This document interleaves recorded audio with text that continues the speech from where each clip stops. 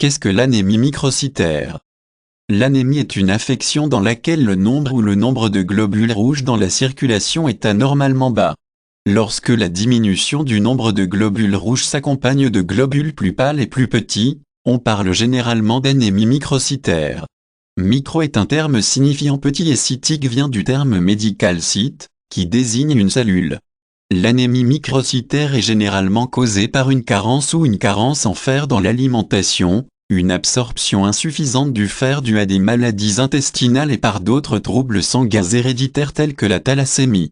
La thalassémie est un type de trouble sanguin dans lequel le corps produit une hémoglobine anormalement structurée. L'hémoglobine, une protéine qui transporte l'oxygène dans tout le corps, est située à l'intérieur des globules rouges. Il contient du fer et confère au sang sa couleur rouge, ainsi, une faible teneur en fer conduit généralement à des globules rouges plus petits et plus pâles. Pendant la croissance et la guérison, le corps absorbe et nécessite plus de fer. Les enfants, les femmes enceintes et les personnes atteintes de maladies sont généralement plus susceptibles de développer une anémie ferriprive et une anémie microcytaire. Sans remplacement du fer, la capacité de l'organisme à produire de nouveaux globules rouges est souvent affectée.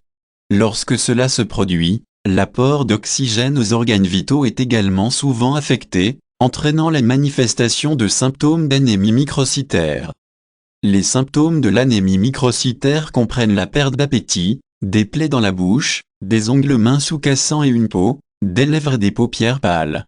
Une personne touchée peut également ressentir une fatigue fréquente, une faiblesse, des maux de tête et des étourdissements. Les autres symptômes sont des troubles du sommeil et de la concentration, des douleurs thoraciques, des battements de cœur irréguliers et rapides et un essoufflement au cours de l'exercice.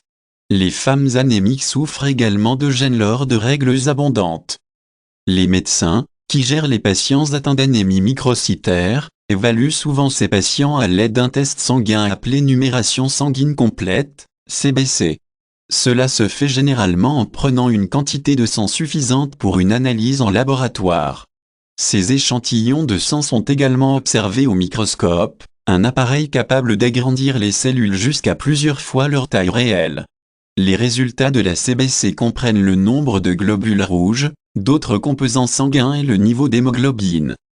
Le traitement de l'anémie microcytaire implique souvent la recherche de sa cause. Lorsqu'ils découvrent que leur alimentation est déficiente en fer, les médecins recommandent souvent aux patients d'inclure dans leur régime alimentaire des aliments riches en fer, ainsi que de prendre des suppléments en fer. Les jaunes d'œufs, le foie, les haricots et les raisins secs, entre autres, sont des exemples d'aliments riches en fer. Il existe également des aliments enrichis en fer, tels que des nouilles, du pain et des céréales. Une transfusion sanguine est également parfois nécessaire lorsqu'un patient présentant une anémie microcytaire a un nombre de globules rouges très bas et présente déjà des symptômes graves.